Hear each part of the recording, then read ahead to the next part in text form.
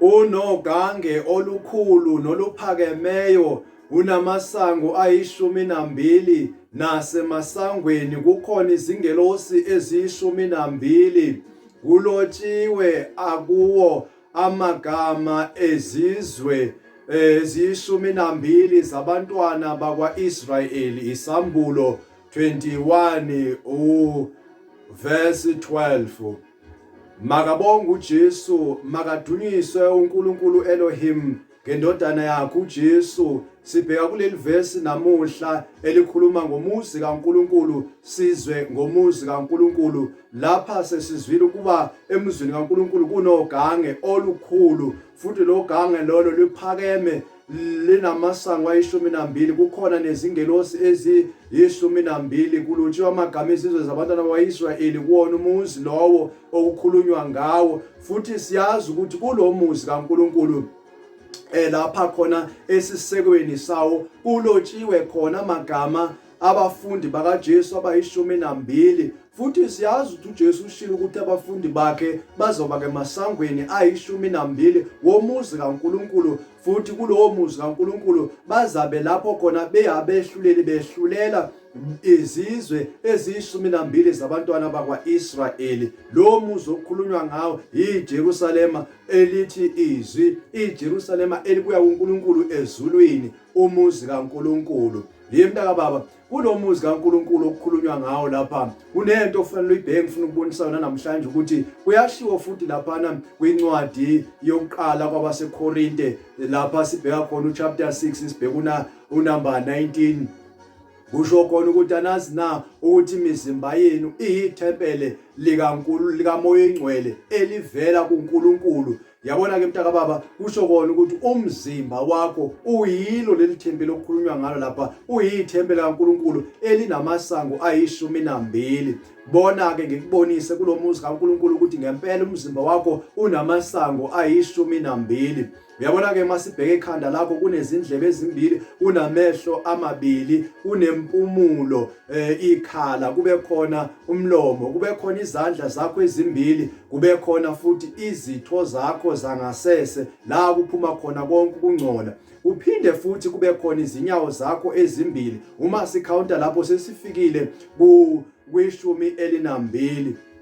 Yabona ke okubona ngamehlo akho kungena emzimbeni wakho ngokuba yonke into ibonile ihamba iyofika kuwe ngaphakathi. Izinto ozibonile ezenze ukuthi wone ukuba bonke nawo amehlo bengabe awonanga. Izinto ezikubusisile uma uzibuka bonke kuzibusiseke if leli sango elokungena emzimbeni kaNkulunkulu ofika enhliziyweni kaNkulunkulu belingekho mntaka baba. Uyabona ka amehlo akho ayangenisa esonweni, futhi amehlo akho ayangenisa esilingweni, amehlo akho ayangenisa futhi nakesibusisweni. Ukhethe kahle ngendaba yokubonile. Uyabona ke mntaka baba, izindlebe zakho uyezwa, ezindlebeni zakho siyezwa ukuthi ezwini kusho ukuthi umuntu kuba akuzwile, kuba ngezindlebe umuntu akuzwile izwi elishunyayelwe kuye, kube ukusindiswa kuye ngezwi alizwile. Uyabona ke mntana baba, impumulo siyazi ukuthi siyahogela ngawo, ivumbe limnandi nevumbe libi. Sizwile ezwini ukuthi uma kwenziwa imihlatshelo kuhlatshelelwa uNkulunkulu bekuye kushiswe laphana emihlatshelweni, imihlatshelo ikhuphuke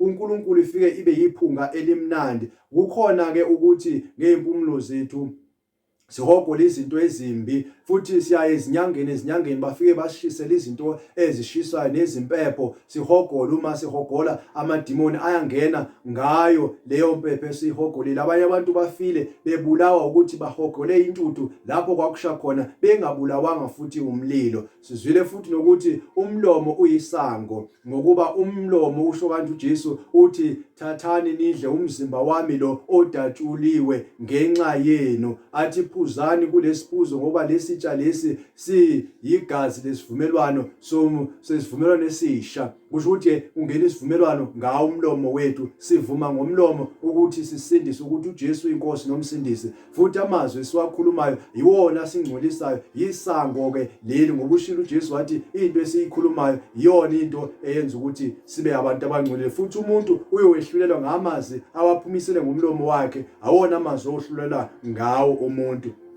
yiwo lawa amasango esikhuluma ngawo. Sesikhulume ngamasango ayi6 siyaqhubeka siye ezandleni. Izandla zethu sizwile uJesu esho ukuthi siyobabeka izandla abantu baphulukiswe. Kusho ukuthi ke isibusiso sokuphilisa sikhona lapha esandleni. Igate lokuphilisa eliyini eliyizandla zethu. Yini izandla zethu? Kusindiswa igate lomuzi kaNkulunkulu. Futhi sizwile uNkulunkulu ekhuluma nenkosi uDavide ethi kuDavide, angeke ukwazi kungakhela indlu ngokuba izandla zakho zigcwele igazi. Kusho ukuthi nesiqalekiso siyazithola khona lapha ezandleni, ngoba imisebenzi yethu yiyo eyenza ukuthi sithole isiqalekiso esiyenze ngezandla zethu. Sisho singcolise ithempeli kaNkulunkulu ngazo izandla zethu.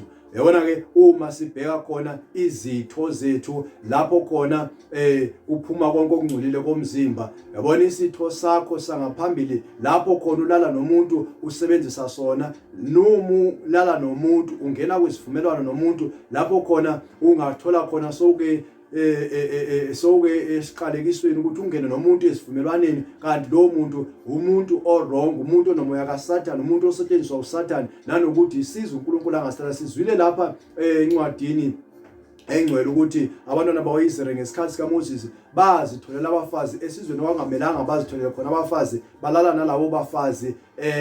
Lapho khona uNkulunkulu wathukuthela babulawa labo bantu. Sizwile futhi ukuthi uNkulunkulu ushilo ukuthi owesilisa nowesifazane baba muntu munye. Ngani? Ngokwesivumelwano abasenzayo ngokuba balale ndawonye owesilisa nowesifazane. Futhi siyazi ukuthi la ngemuva abantu uma beya ezinyangeni noma beya kulamasonto apeyite abantu badunusa abapeyitwe ufakwe izinto ziningi, izinto ezingenayo ethempelini kaNkulunkulu ngokwesipiti, singena ngalo leli sango elingemuva. Siqhubeke ke sibheke futhi izinyawo. uNkulunkulu uma ekhuluma ngezinyawo uthi kuye uAbraham, umhlaba owunyathelele ngezinyawo zakho ngikunike wona wonke. Uyabona ukuthi isibusiso uNkulunkulu usibekele lapha ezinyaweni ngokuba izinyawo ziyisango. Athi uJesu, umuzi ningena kuwo abanganamukelanga kuwona anothinta dust yeinyawo zenu kulowo muzi. Hayi ke okuyowehlela lo muzi kwedlula iGomoro neSodoma. Uyabona ukuthi ungenile isiqalekiso ngendaba yezinyawo. Hayi futhi sizwile futhi ukuthi uJesu ubagezile abafundi bakhe izinyawo.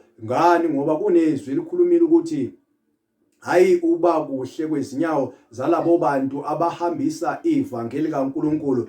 Ngako lokho kwezinyawo uyabona ukuthi isibusiso singenile. Kunezinto ezifakwayo abathakathi ukuthi bazembele ukuthi uma uzijambile ngezinyawo zakho uzithole so unento ekugulisayo. Kusho ukuthi amadimoni angena kanjalo, nokugula kukhona ukungena kanjalo mntakababa ngokuthi unyathelile. Kunezindawo oye kuzo ngezinyawo zakho bongamelanga ukuzona, lapho khona ulimala khona. Ngani? Ngoba usendaweni errong ngesikhathi esirong. Uba bongenazo inyawo bewungeke uzuhlangane nalezo zinto ezifana nalezo. Mntakababa usubonile, usuzwile futhi ukuthi amasango omzimba wakho ayi12 awumuzi kaNkulunkulu. Izwi laNkulunkulu liqinisile ke mntakababa, umzimba wakho kumele uhlokomele, umzimba wakho kumele unakekele, umzimba wakho kumele uhloniphe, wazi ukuthi uyithempeli likaMoya Ingcwele, uyindlu kaNkulunkulu ahlala kuyo. Athi uma ekhuluma uJeremiya athi ngaphakathi emathanjeni izwi lakho liwumlilo. Kusho ukuthi kuhlala into zikaNkulunkulu kulo mzimba esikuwo. Sizile futhi uJesu athi umuntu wohlulelwa.